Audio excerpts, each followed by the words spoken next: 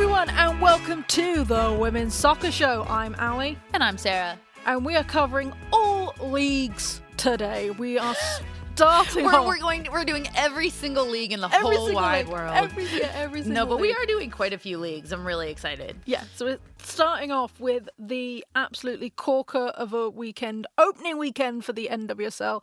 It is back, baby. And it was back with a bang in true NWSL fashion. But we will come on to that. We're also doing Champions League recap from last week, along with predictions. And, of course, the wild WSL title race and, frankly, bottom of the table race that exists right now. But before we get into soccer/football, I do want to quickly talk or just tease the fact that I don't actually know all that much about this, but what I do know is you were a model recently. You did some modeling. I did do some modeling. And I don't mean to say that with a surprise, because it's not a surprise.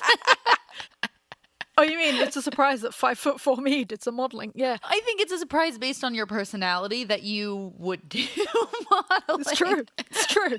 Just as it would be for me too, frankly. Yeah. So long and short of it is one of the teams I play for got a sponsorship from a major UK label over here, and we did the launch photos for all of our individual kits for the league that I play in. I will tease you one thing is that they were like, yeah, we want some fun, crazy photos. And then when I was doing my solo shots, I'm like, you get my scary defender face, and that's it. We want the photos, Allie. When I have them, I will post them on our Instagram, and you can see me in all of my glory. And then we'll send it to Chris to do an extra special fits and kits. Yes. Let's get right into it. Let's talk NWSL opening weekend. It is here. It is back.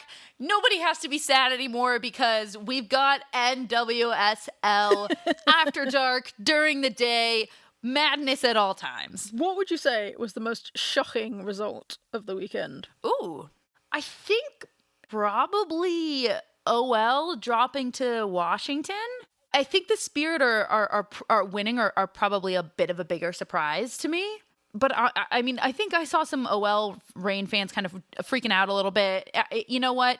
It was a great opening weekend. This was a lot of shaking the cobwebs off. I don't think it necessarily means anything, but I definitely wouldn't have picked that scoreline. What about you? Gotham actually winning a game. Come on now. They made a lot of great offseason moves.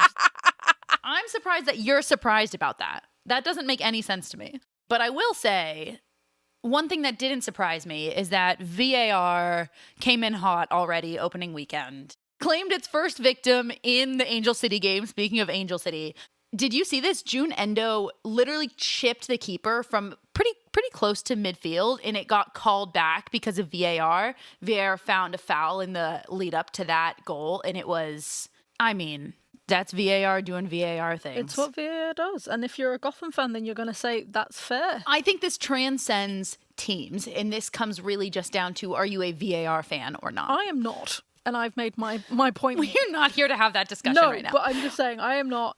We've had it before, but... All right, opening weekend highlights for you, Allie. I just think it was just a great weekend of football. Like, yeah. Every game, even the 0-0 for the Dash and Louisville, it was a great game of football. So nothing disappointed. I mean, Portland have stamped out some intent with their 4-0 win over the Pride. Yeah, so I think that was the highlight for me, was got some great unpredictable football once again. Highlights and lowlights for me. A highlight is definitely all of the new kits and the NWSL's new look. Like the new colors and branding along the edge of the sidelines. It looks really clean. It looks really professional. It looks real good on TV. I love the new looks. Angel City fans honoring Allie Riley before the game made me like get chills. It was just so sweet. The love that exists between that fan base and Allie Riley is heartwarming. Low light, I'm not entirely sure why we're seeing 7, 8, 9 minutes of stoppage time after every single half. This isn't the World Cup. You don't have to play by FIFA's rules. Just do some normal stoppage time. Also, the commentary was awful. Just pointing that out. Not the content as such, but the quality of the microphones that they had. Listen, we are all shaking off the cobwebs here. Yes. And it is unfortunate that we didn't get it right opening weekend. But maybe next weekend. Let's talk about who did get it right, which is our game of the week, the San Diego Wave versus Chicago Red Stars. This was a 3-2 game with the Wave taking it. And boy, this was probably the most exciting game out of all of them because it was so back and forth. These teams were so evenly matched. And they just, San Diego just eked it out in the last dying moments. But yeah, for me, this was a fabulous game and a great highlight for the NWSL. Which I have to just say, we're not highlighting because of Casey Stoney. I feel like I need to clear my name anytime we talk about San Diego now. We are talking about this because it was a really incredible matchup. And also, Casey Stoney had a great outfit on the sideline. Great. Just another fit. Exactly what we expect from her. Yep. Very happy about. Let's talk about the victors first with San Diego Wave. I think the big thing for this one for me is that it was an unusual lineup, like the setup, the formation that they went for, because they went for a 4-2-2-2 rather than the 4-3-3, which we have known and loved them for last season. Do you think that's possibly because they lost Jodie Taylor? No, I think, especially because Jodie Taylor mainly came on as like a super sub for them, which they will absolutely miss. And they had to slot in Allie up top, who had an incredible game and a goal nonetheless. But I think that the reason that they went for a 4-2-2-2, which is funny to see any team in the NWSL in that formation other than North Carolina, because you see that formation and you just think that North Carolina box. Anyways, I think that they did that to match Chicago's 3-4-3. I think that was a Casey Stoney move to say, instead of being mismatched in the midfield with having 3 midfielders and them having 4, let's play a box so we can control the midfield. Because like I said earlier, these are teams that the midfield's job is to control and distribute. So if you lose control of that midfield, you're stuck lobbing balls over the top, and nobody wants to do that because that is straight up counterattack soccer. So I think that the formation change was in direct response to Chicago, but it's interesting to see that Casey Stoney clearly in preseason has prepared this team to come out in multiple different formations. So I think that's probably an indication that we'll see this team changing it around a lot throughout the season. Yeah, no, absolutely. But then for this particular game, I have to say they did something that we've talked about before and that I really enjoy, which was having the 2 6s. And specifically, though, I loved the pairing from Casey Stoney of Colaprico, who, by the way, is a former Chicago Red Star. This is her first game in a San Diego Wave uniform in regulation, in regular season, playing against Chicago.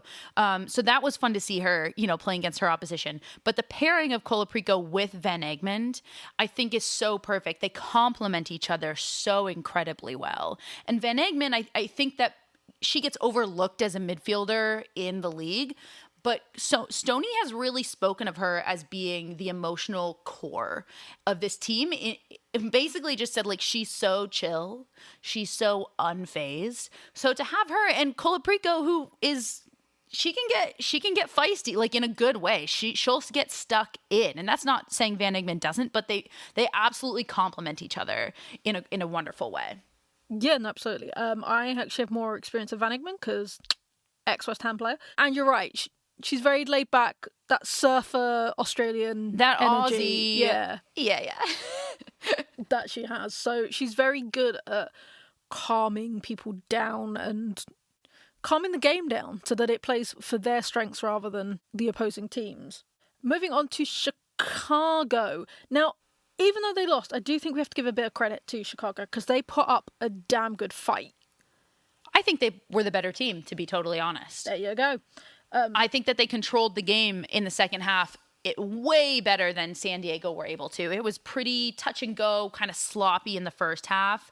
But in the second half, they were really able to settle in, find this wonderful rhythm. And I would really need to call out Yuki Nagasato. Yes. I have to say, like, for those of you who follow us on Patreon, myself, Tim, and Chris did a full preview of this NWSL season last week before the season kicked off. And I said of Yuki Nagasato that I don't think that she's never necessarily somebody who you build the team around. She's a great puzzle piece, but she's not somebody you build around. And Tim was kind of saying that he actually thinks that she's really going to shine this season.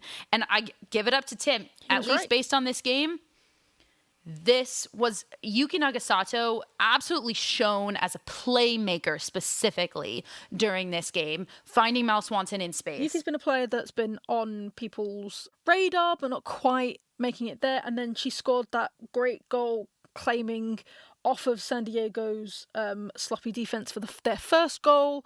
And I think she's going to be one to watch for Chicago because they are missing a lot of key players, because the biggest question going in was, what is their midfield going to be like? Because they don't have one, or they didn't have one. Yeah, no, they lost a lot of key players. That's a really good point. They lost Morgan Gautreau, who was that 6 who sat in front of Tierna Davidson and for a long time for Chicago controlled that midfield. So that was the big question. But Recaro and Nagasato really, really locked down that middle of the park.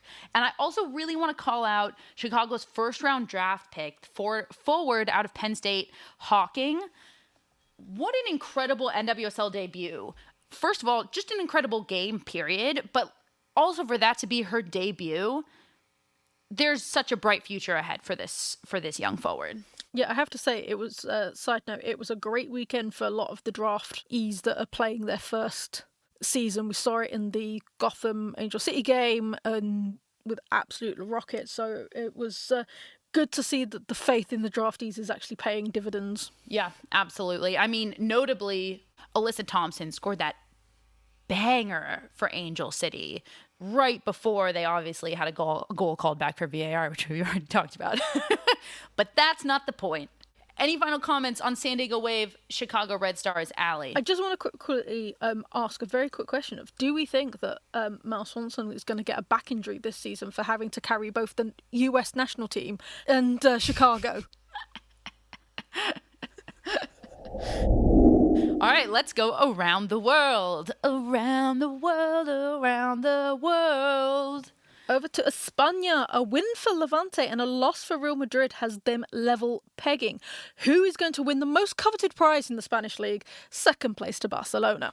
Over to France. There is just 1 point in between PSG and Lyon. Both teams won this week, so who will take the title? It looks like it's going to come down to the final week when they will play each other. And then over to Germany. Bayern Munich beat Wolfsburg this weekend to claim top spot. As we spoke about in the last episode, it's really going to come down to these two teams as who will win the league. This crucial win for Bayern firmly puts the league in their hands.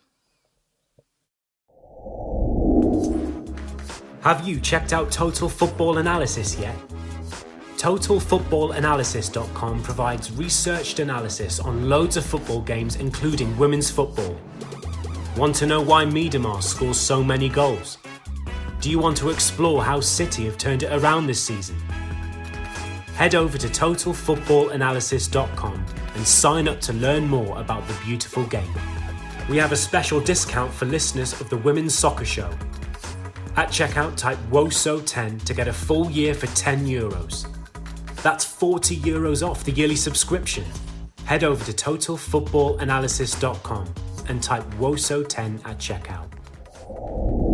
Let's talk Champions League. The quarterfinals are here, Allie. We're here. We're in the knockouts. Woohoo! Now, sadly for us in covering these games, they're all happening midweek, which is fun and also specifically hard because generally these games are happening on the day that these episodes are coming out. So timing-wise, we're covering quarterfinals leg 1 today, but we're also going to talk some predictions. Overall, I think it was quite surprising that it was 1-0 over every single game. Yeah, 4 games, 4 1-0 scores. 4 1-0 scores, which I think says a lot about how close these teams are in terms of talent and technique and things like that. Yeah, we're usually seeing one game that's like super 3-0. close. No, I think we're usually seeing most games super close, but then there's always a game that's like 3-0 and you're like, oh, well, Barcelona is going to run away with it. But not this time. No, it was so close. So anybody can turn it around in the second leg. There is no guarantees. So interestingly enough, though, you say every scoreline was 1-0, but It was all 1-0 to the away team, Yes. with the exception of Bayern Arsenal. So in that sense, because home and away are different, does that actually indicate what we'll see? Like, can't we just look at these and say, hey, that actually probably indicates to me that all of these teams that won when they were away are probably going to take it when they're home as well, so they're going to advance? I don't think you can, because it's Champions League, baby. Everything is up for grabs. Everything changes. It's not like a normal... Yeah. I don't think home advantage can count, especially with these teams and how close it all was. I don't think home advantage is a thing. It's a factor for them. Well, let's talk about them game by game. So we had Bayern hosting Arsenal. This went 1-0 to Bayern. And this is one of the games that we had said was going to be a toss-up depending on which Arsenal team we got. But the Arsenal team that came into this game was one that was coming in hot off of a Conti Cup victory, off of strong WSL performances. And this game was no different. Yeah, I don't think the scoreline actually reflects the game, because Arsenal were on top for 98% of it. Like, I was watching this and it was all Arsenal. They just didn't have that finish in the final third, and that's when you can say that they're missing Mead and Miedemar and having that backup for Blackstenius. The 2% was when Bayern managed to beat out their defence, but it wasn't Bayern's best performance. I have to say, it wasn't Bayern's best performance at all. So maybe this is the game, and we'll get to predictions, I'm sure, but this is the game I think that might get turned around. Yeah, I mean, I feel like you make a really good point that you can cover up for not having your top goal scorers in certain ways against certain teams and for so long. But when it comes to competition at this level, you start to see who has those goal scorers and who doesn't. All right, let's do predictions, because you mentioned it. Predictions for Leg 2, we're playing in England, Arsenal hosting Bayern, Georgia Stanway coming back. How many yellow cards will she get, and what will the scoreline be? I want to say it's going to be like 2-0 Arsenal, maybe. Oh, wow. I think it'll be a 2-1 Bayern. Ooh. I think it's Bayern's to take. And I think that they'll be able to close it for a lot of the reasons that you just said, Allie, based on goal scoring. And that hurts me to say. All right, moving on. Roma versus Barcelona. I'm so excited to talk about this because when we previewed this, Allie, we were saying that Roma is the team that none of these teams really know. They're all familiar with each other except for Roma. And I feel like this team has just flown under the radar along with the Italian league, with the exception of on this podcast where we talk about it all the time. And I'm going to say something that's probably going to make some people, that's probably controversial, but I think that this might be one of the only midfields that can rival Barcelona's midfield. Ooh. This is a strong midfield that Roma has. I think they could have taken any of the other teams in the quarters, Roma, because of the way that they're playing. It just so happens it's Barca, but if you look at they kept them at 1-0. So few teams do that. I'm so glad you said that. It just we have to spend a moment, like, that is a feat to keep Barcelona at 1-0. So few teams can do that in the Spanish league, in Champions League. So few teams can do that. And I think, Roma, if anybody's going to overturn Barca, it's probably going to be Roma. I hope. Do you know what? I have a real hope because I love an underdog. Think so, I love an underdog. I'm British. I love an underdog. I don't think that if anybody's going to do it, it's going to be Roma, but I do think that Roma still have the chance. And I'm glad you called that out about the 1-0 because, talking about the midfield, Guigliano is one of the, and I'm sorry to the Italians because I probably am butchering her name every time I say it, but she is, I think, my favorite central midfielder to watch these days in the club soccer game. And to say that their midfield can rival Barcelona's, look, that's not saying that they're necessarily going to dominate possession against Barcelona, which they didn't because few clubs, if any, really can. But what that does mean is that they're able to mitigate the chances and the opportunities and the dangerous chances that Barcelona can create out of that midfield. And that's exactly what Roma did. Let's talk predictions, Allie. This was played at Roma, so we're going to Spain. Barcelona's taking it home with the 1-0 cushion. Who takes this? I say it's going to be 2-1 Barca. I think Roma are going to get a consolation goal, but I do think Barca are going to take it, sadly. I think that Barcelona know how to close. I think it'll be 3-0. I don't think Roma's going to get a goal, unfortunately. And I did just hype up their midfield. But I think that Barcelona at home is an entirely different beast to overcome. All right, let's do Lyon versus Chelsea. 1-0 to Chelsea, hosted by Lyon.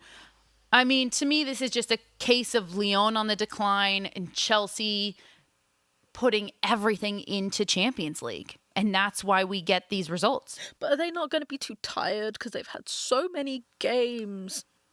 You talking about Chelsea? Is that sarcastic? Yes, because that was Emma Hayes' excuse for why they lost this weekend. They're just so tired. They've had so many games. Oh, boo-hoo. I mean, we talked about this at the beginning of the season. I think, frankly, too much pressure is put on the how many of these titles can you win? Can you win all 4? Can you win 3 out of 4? Yeah.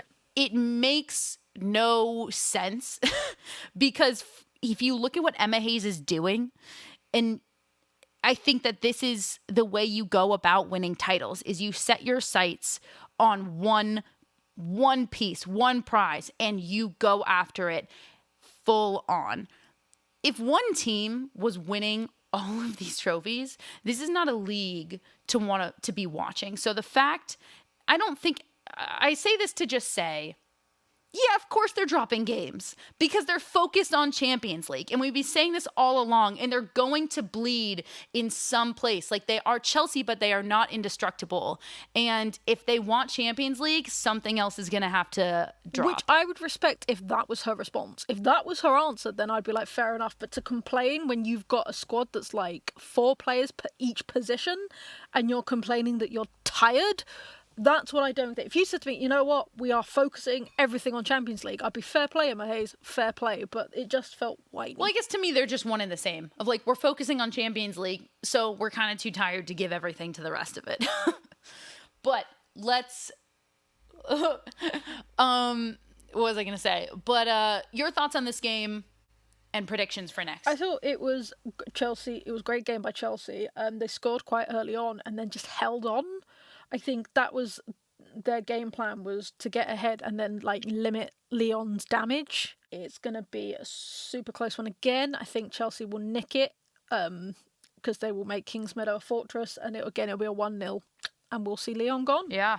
I think I'm going 2-1. I think Chelsea will leak a goal at some point because it's Lyon, and to shut them out completely is quite the task, but I do think that it's Chelsea's to take.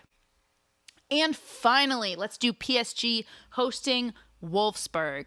I love this one because Wolfsburg has had such a great season in the Bundesliga that to get to see them being able to demonstrate that it wasn't a fluke, that they are truly on top of this league and this league is strong in this Champions League quarterfinal against PSG at home in Paris.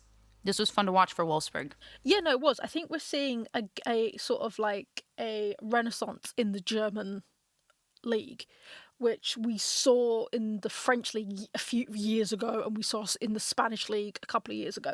We're seeing a renaissance in the German league where there are multiple teams that can take on any team in Europe.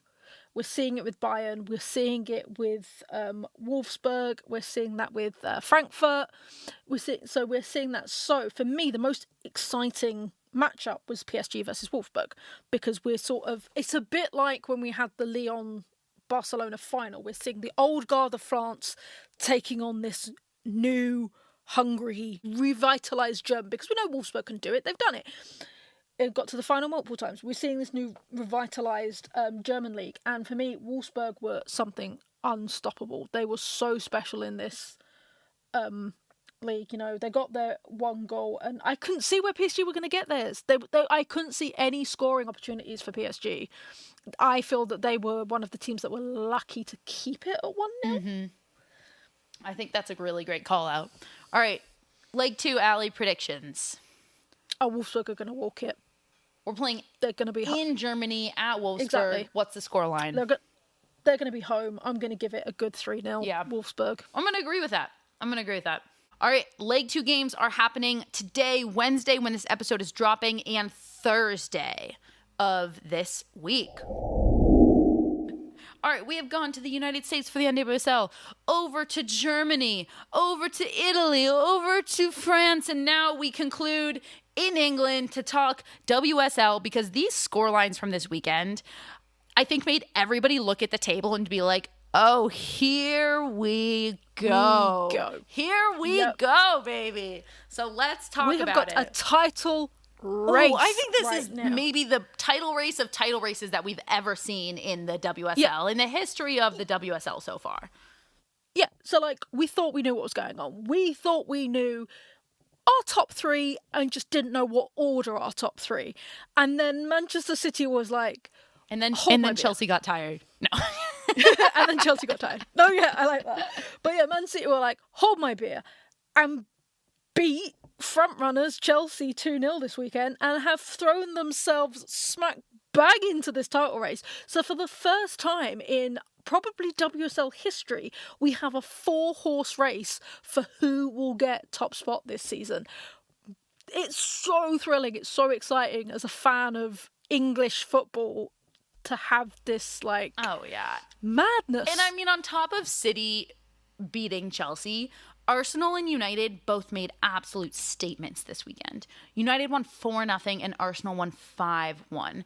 And to be honest, this is also a title race not because City has turned it up, but because Arsenal, the one that we all thought were going to fall out, I thought were going to fall out, they've been like, I'm sorry, screw you haters, watch as we do this. So with that being said, let's do this. We're going to talk through these 4 contenders: United, Chelsea, City, and Arsenal.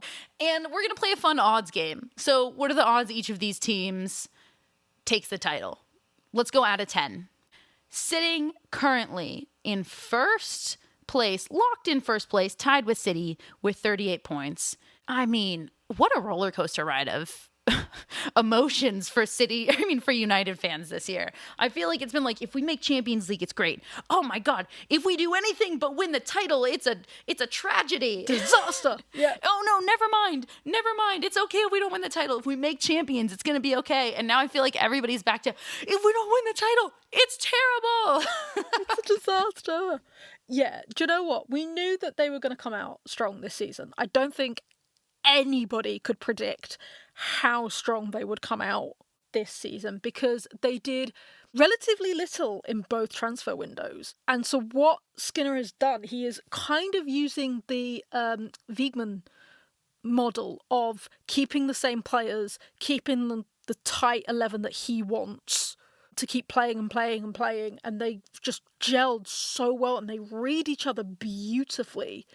And that's why they are where they are. Like, it's that brilliant level of playing. And I think they have forsaken other things, such as the Conti Cup. It'd be interesting to see how they do in the FA Cup semi-finals, which are coming up, because I think they have been so focused on WSL. We want Champions League as a minimum, and anything higher is fantastic. Yeah. I think United is a tribute, where they are right now is a tribute to putting together pieces of a team, because this team was created by Casey Stoney, right? And obviously a lot has changed since then, but I think that the core is still very much intact from there. And it's trusting in those pieces that you've put together, trusting in the young talent that they brought in. When they first brought in Mary Earps, when they first brought in Ella Tu and Alessio Russo, they weren't the names that they are now. And they're really, where they are is a tribute to developing and trusting in the long game, frankly. I saw, actually, just as a sidebar, I saw a really great interview with Ella Toon the other week where she talks about how when she turned 18, Man City didn't pick up her option. They just was like, goodbye and good luck. And what a mistake that was for Manchester City, because look at the player that Tooney has turned into. But it just shows that if you just keep persevering, that, you know, your dues will come. And with the right environment to develop in. Yep, absolutely. I give them half odds. I think it's 5 out of 10 that they'll win the league. The reason I give is they still have to play Manchester City and Arsenal again, which could go either way. They did beat Arsenal last time, but they only drew with Man City, and they've also got to play this season's wild card, which is Aston Villa, who has managed to, beat City twice this season and has gone on an astounding run with Carla Ward. So, and what happened with them last season is they were on this great trajectory, and then they lost to Reading and drew with West Ham, and that just completely, stumbled them. So I think that they are guaranteed Champions League. I will say that now. I think they are guaranteed to be in the top 3 and they will get Champions League. I just don't think they're going to win it this season. That's a big statement. Nobody right now is guaranteed anything. I stand by it. All right, and I will let's go be from proven right. United to City. Yep. So they are currently second with 38 points and a 20 goal difference right now. They too have also played 16 games. And if you'd said to me after the last the first 3 games of the season, that Man City would even be anywhere near the title race, I would have laughed at you, because they for so long were 5 points behind third place. They were down in 5th and 6th, and they were just... Now, where did that shift come from, do you utilising Bunny Shaw. Actually using Bunny Shaw to her full potential. When you've got the top scorer of the league right now in your squad, there has got to be something that sparks. And I do think it's that they started to believe in themselves. They've started gelling, and, you've got Lauren Hemp and Chloe Kelly, which is always a great pairing. The Spanish players that they brought in at the beginning of the season have started to find their feet and started to realise how we play in the WSL, so therefore their defence has got better. Playing it that way, we're seeing different players on the score sheet, but for me it will be, and always will be, Bunny Shaw. Gareth Taylor has realised what she can do and has just unleashed her on the league, and that's why they are where they are now. I concur, as you know, with everything you said about Bunny Shaw. They would not be where they are without her. And the fun thing looking at these schedules is that City have to play Arsenal and United coming up. They've also got a game against West Ham that frankly could go anyway. So City's odds of winning, what do you say? I'm giving them slightly higher odds than Man United at 6 out of 10, just because they don't have to play the wild card Aston Villa because they've already done it. All right, over to Chelsea. We spent some time talking about Chelsea already because of Champions League. We know that they're tired. They're currently sitting, along with Arsenal, with actually a game in hand. Yes. They've only played 15, while United and City have played 16. And with that game in hand, they are just 1 point behind United and City. So everybody's like, oh, Chelsea's really fallen. No. I mean, sure. And also, their next game versus Aston Villa, they can make up those 3 points right there. That being said, Chelsea's scheduled to close out the season, Aston Villa, another FA Cup semifinal game, potentially a final, a lot of Champions League games, and second to last game of the season versus Arsenal. But I will say, in comparison to the schedule that we just saw for City and that we saw for United, this is a very winnable schedule for Chelsea to close out the season. They arguably have the easiest run towards the end of the season. And also, as I alluded to before, they have 4 players for every position. So I think they've got the squad depth to really go for it, because as much as Champions League may be on their minds, it's something sweet about winning the league. There is something just so sweet to be champions of England and things like that. So I do think it's still there in their mind. Odds to take it. They are my favourites, and I will say 8 out of 10 for them. All right. I can't see. To be honest, it's going to come down to the Arsenal game. Yeah. If I'm frank, it's going to come down to the Arsenal game. I think so too. And we'll see how that one goes. All right, finally over to Arsenal. Also sitting with a game in hand, but this schedule to close out the season, I'm going to say, is arguably the hardest. Arsenal facing City in their next WSL game. Next weekend after that, they're facing United. They're also facing Chelsea, and the final game of the season is versus Aston Villa. So if Arsenal is able to pull this off, this will be a feat of all feats. Yeah, it'll be a miracle, is the honest answer. with them. They've also got the smallest squad out of the top 4, and they are still, as we speak, in Champions League. So they still potentially have more games that they need to play. I do think they do have the grit and determination to pull it off. There are some people thinking that they're going to slip down even further and fall out of Champions League and go below Villa. I don't quite see that happening. I don't think that they'll drop below Villa, but you look, I mean, there's obviously... They could say 4th. Yeah, exactly. I mean, they're playing City and United back-to-back. So after both of those head-to-heads, we'll basically have the picture of if Arsenal are even able to contend or not. So it really, at least, it's all in their hands. But to win all 4 of those games, we're talking City, we're talking United, we're throwing Villa in there and Chelsea. Yeah. Like we said, that is a huge feat. I do think, I mean, Arsenal's hosting City and they're playing at United. I do think Arsenal can absolutely take that game against City. I frankly think that the hardest game that they're going to have to win out here is versus United at United. United away. Yeah, United away. Because United beat them at the Emirates in front of a massive crowd. Yeah. Imagine what United can do when they've got this. Will have home advantage. We talked about it in Champions League. This is what home advantage is. You're gonna have like thousands of screaming United fans, and there will not. So Arsenal fans will travel, but there won't be as many, and that's what they will have to contend with. Yeah, and I even say that that's harder than this Chelsea game at Chelsea. For the sole reason that we've seen, look, Chelsea's won a game against Arsenal this season. Arsenal's won a game against Chelsea. They've kind of gone back and forth, but we've seen Arsenal be able to dismantle Chelsea. Will Chelsea want revenge in their home stadium? You bet, but it feels somehow more doable for Arsenal. So I take it your odds are very low here. Yeah, I'm giving them a 2 out of 10. The chance to take it is the honest answer. I know you're the Gunners fan, but I'm sorry, but...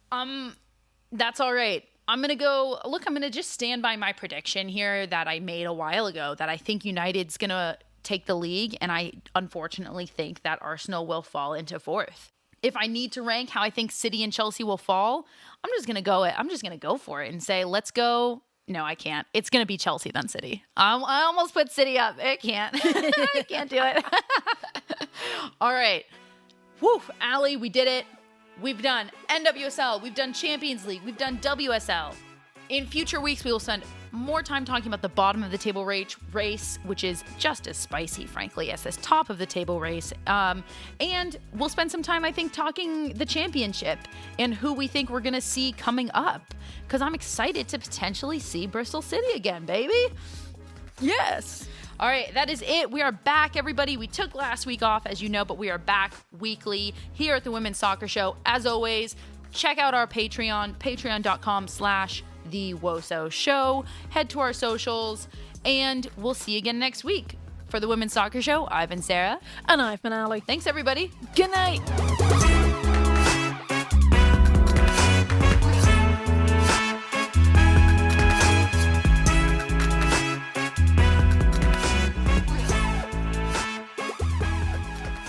This podcast was edited by Monkey Hill Media. Visit monkeyhillmedia.com for more information.